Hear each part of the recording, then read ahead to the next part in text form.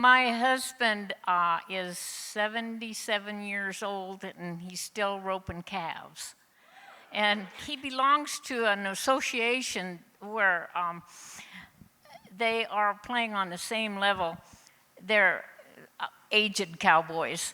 They call it the Senior Pro Rodeo Association. I call it the Old Folks Rodeos.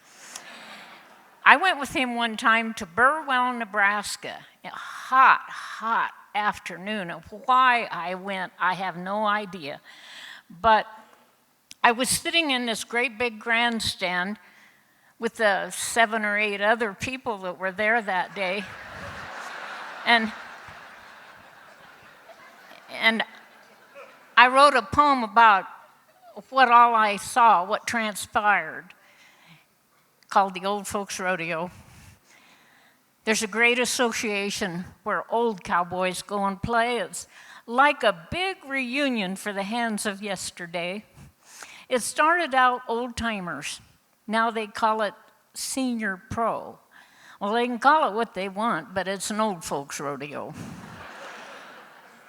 Now, old cowboys still like whiskey or a can or two of beer, but they usually bring a grandkid along to help them drive and hear. And their gear bags look like drugstores full of analgesic balm, magnets and Viagra, and pills to keep them calm. And the chicks that used to hang around in 1962, well, we're now old hens, still hanging around and usually in a stew. Well, I thought I'd like to take one in and see how they are run, and I found that old folks rodeos can be a lot of fun. It started with the crowning of this year's senior queen. I don't know the criteria, but it was quite a scene. The one they crowned had won her banner, fair and square, of course, but when she went to run her lap, she couldn't mount her horse. Thank goodness for the gate man. He helped her brace her feet, and her predecessor pushed, and they got her in the seat. The entries in the barebacks was pretty slim to none. The bulls and broncs was better, but no one covered one. They had 3 head of pickup men, green as they could be, but what the heck? They didn't have to work too hard, you see. Then came the tie-down roping.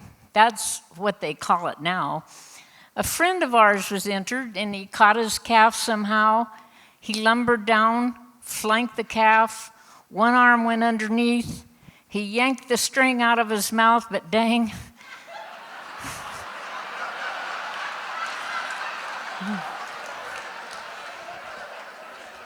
There went his teeth. They found them when they raked the ground at barrel racing time. Those teeth were awful dirty, otherwise they were just fine. And speaking of the barrels, there's nowhere you would find any better horses, and they clock some real good times.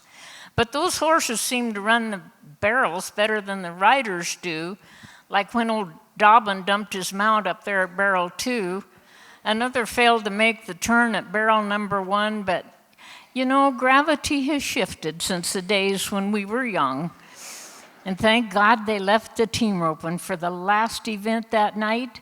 I'll bet there were 300 teams, and it was quite a sight.